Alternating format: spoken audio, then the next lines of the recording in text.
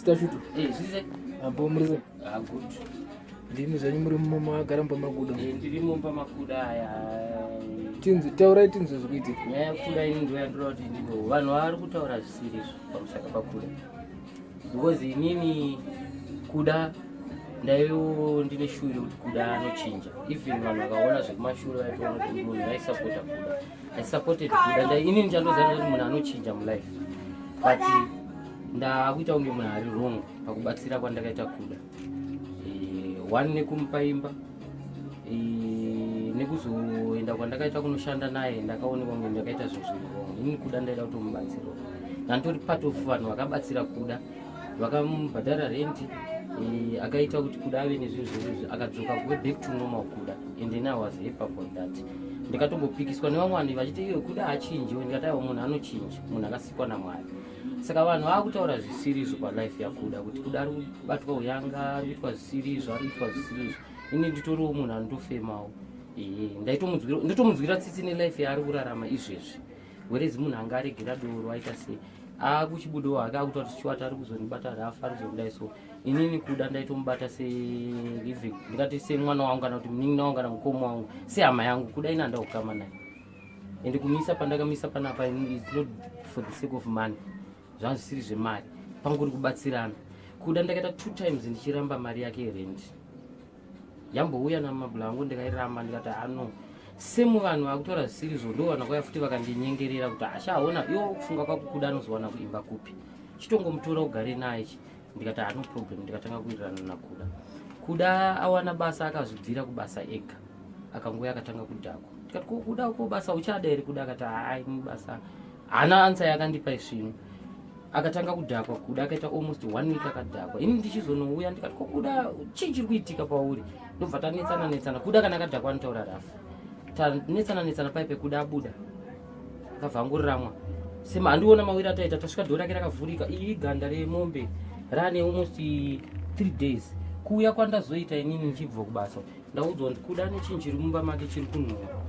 Chisiri kubuda, asikuda kuchiburitsa. Ndokuya kwandaita kuti buritsa chinhu ichi. Abva angobuda akasiya zvakadaro. Saka inini kuvanhu vangataurawo zvavanoda but Mwari ndiwo vanondijaja. Because inini zvandakaitira kuda ndakatry kumubatsira kana nhasi ina feel pity nelife yake. Ndotoda kuti life yake ichinje. But iye akazvikanyira ega. Plus inini hameno zviri kwaari kwakewo ina handingazvihakirise kuzvinhu zvake. But inini I thought kuti munhu achachinja. And inini akatochinjawo zvicho ndakatoona kuti akachinja. Abva anodzokera maari. Saka zvakutaurwa nevanhu izvi manje nezviri kuitika manje. Saka inini nezviri kuitika imimi vanhu vacho vari kuti kuda vari kuti iwo kuda is right. Chitsvaga solution tibatsirane. Mondibatsirawo kuti ndoita sei panhau yakuda. Inini kozvino zvandiri panapa mina regret ndo chinhu wanja ndiri kuregreta mulife mangu. Kuti ndakatry kubatsira munhu ndikamupa imba. Akabhadharwa rent yake. But kozvino zvinini ndave munhu akaipa pavanhu manje. Saka inini ndauda kuti mundibatsire vacho vari kuti iwo kuda ari kuitirwa rafu tazvichwa. Inini ndiripo tobatsirana. Inini kuda handimuvengi ndotorwadzwa nelife yaari kurarama. Izvezvi zvakadhakwa izvi kutaura kwatiri kuti akarara. Uchamuona iwo Clinton wacho muona akarara parodha. Munhu wese anomuudza ko kuda iwo chiri kuita sei. Saka vanhu vasaone kuti munhu akazouya pavhidhiyo akadhakwa achitaura zvaari kuita mofunga kuti imimi munhu anenge ari correct.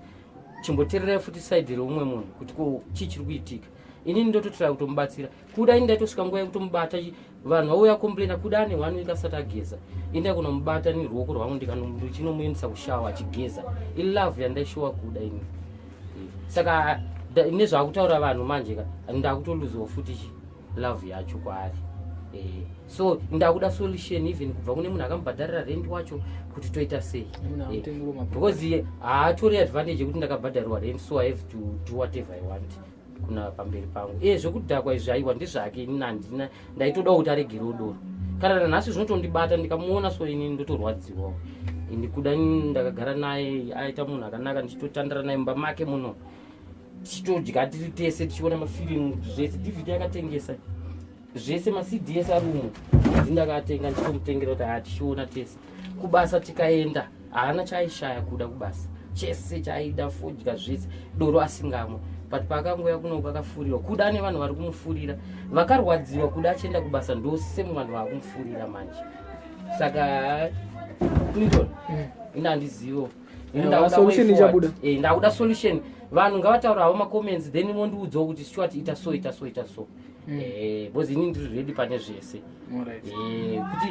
kuti ndikuti ndogona kutaura kuti inini ndogona kuti alright kuda abve nyange akabva kuda wane imba panenge panapa ende afa kaona munhu anenge inini ndakamubatsira kuda zvokuti vanhu vakandishora kuda ndamupa imba Stuart iwewe unopa kuda mari unoda kupa kuda imba kana nemunhu anodhakwa anodaide pandakati no zvokutaurwa nevanhu izvi andakazvisa kusaiti but iko zvinose mwana wako toda kuti hani takambokuudza kuti siyana nazvo kuda inini handakutambira mari yakuda irendika for the sake of money ndaitodawo mari inotouya every month because kuda kubva paabhatarwa renti dzimba dzakuita ndofunga about 3 times but ini handina problem nazvo zvaakazotaura zvokunzi hanzi akakwidzirwa renti kuda handimukwidzire renti akatobhatarirwawo handinei nazvo izvakuda ndakatozvikanzura kuti aiwa yake takatovharana nyange zvikachinja kwandiri kuna kudaiwa hapana chinoita se chinochinja saka zvaanga akutaura kuti hanzi chitamukwidzira renti ndezvekunyepa makii kuda ndakamukumbira makii huku dzaita huku dzinogona kubiwa ndikukumbira kii yako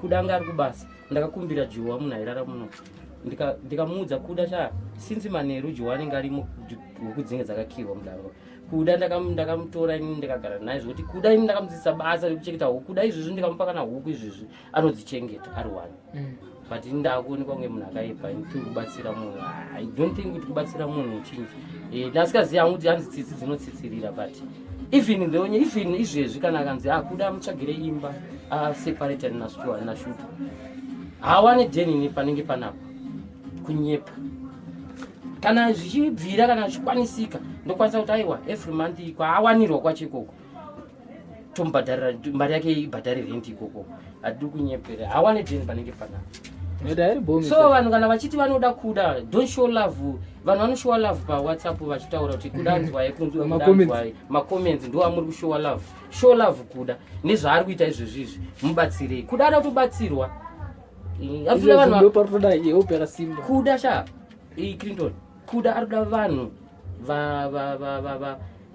vane rudo vane love not just kungotaipa vane love yekuti ngatibatsirei munhu because one vanhu vari kukomenta imi muri kurwa macomments kuda paakaita munhu akanaka makakomenta zvakanaka ezvi makuti kuda izvi zvadzokera mudoro zvaipisa umwe munhu tsvagai kuti chaita kuti adzokere ikoko chii kana akamboregera doro anoriregera futi mubatsirei than kungokomenta zvinhu zvisirizvo saka ini ndakuda way forward mondiudza kuti ashuto kudaiwo mubate so zvamaakuda imi ndo zvadakuda ini handina problem nakuda imba yake ndiyoyi kwemunoita problem yei